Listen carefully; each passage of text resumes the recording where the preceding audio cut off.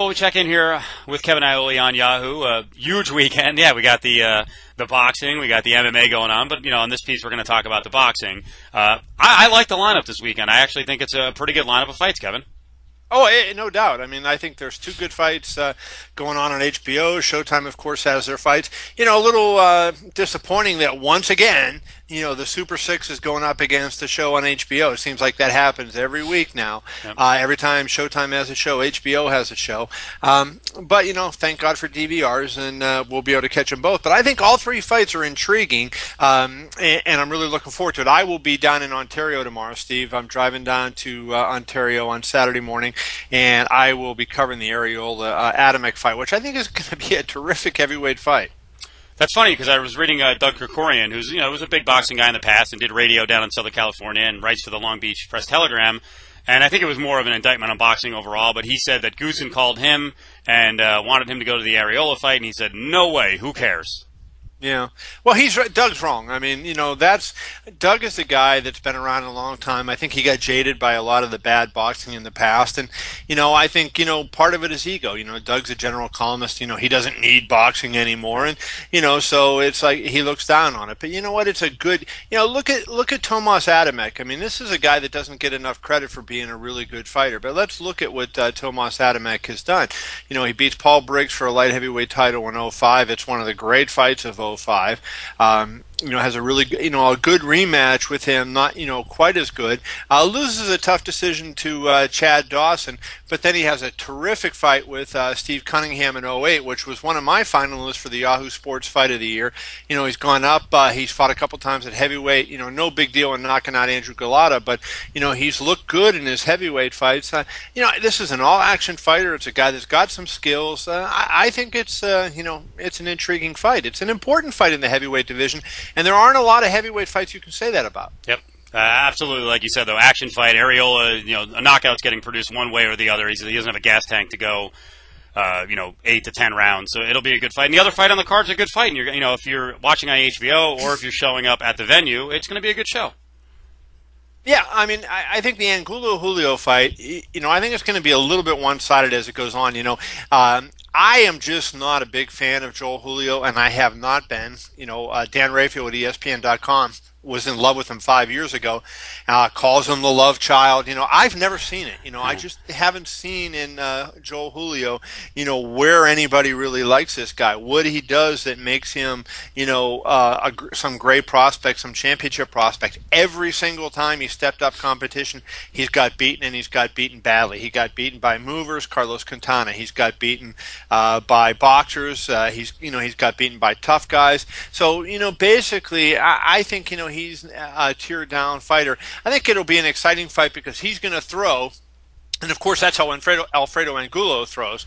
If you think of Antonio Margarito, that's kind of the fighter that Alfredo Angulo is. And I think slowly but surely, he's going to break the will of Joel Julio and wear him down and stop him some point in the second half of the fight. And it should do well at the live venue, right? It's in Ontario, very close to Riverside, and a really nice arena, too. Oh yeah, I haven't been there yet. I'm looking forward to seeing Citizens Business Bank Arena. Heard a lot of really good things about it.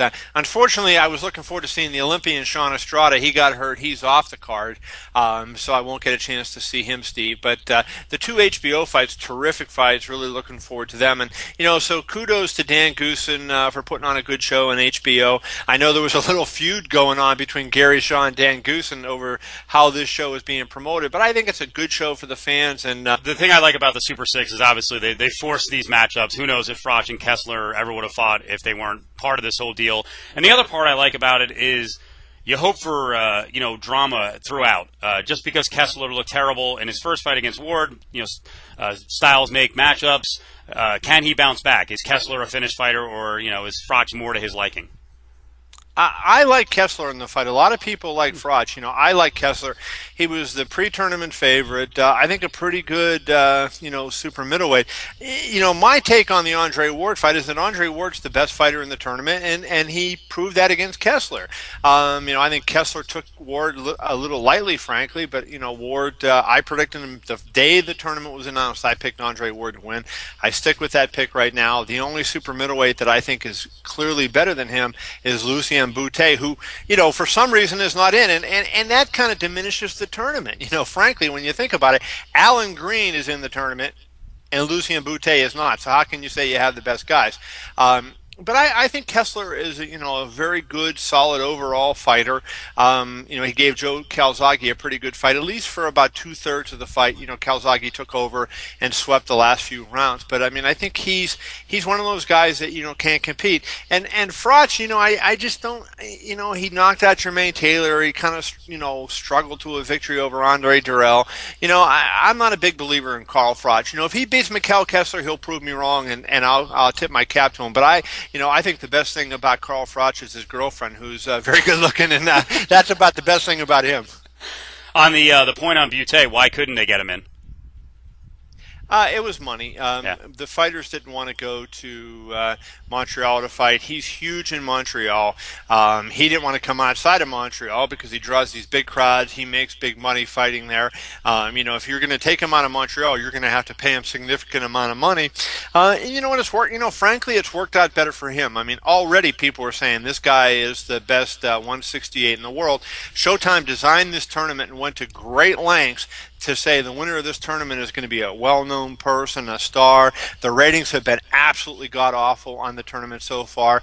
And now Lucian Bute goes out and he knocks out Edison Miranda. He knocks out Librado Andrade with one punch. People, see it on HBO, which has 3 to 4 times the audience size that Showtime does. A lot more people see it. All of a sudden, Lucian Bute is the biggest star in the 168-pound division. and I want to make this prediction. I said I think Andre Ward wins the tournament. I think what's going to happen is Dan Goossen is going to somehow get Andre Ward over to HBO very quickly. And I think we'll see an Andre Ward-Lucian Bute fight down the road. And I think that would be fun. Good. All right, big weekend of boxing on the way. Kevin is on the boxing beat this weekend, so look for all the coverage on the front of the boxing page, possibly the front of the sports page. Who knows? And then we'll have the boxing blog as well, so we got it covered. Absolutely. Well, thank you, Steve.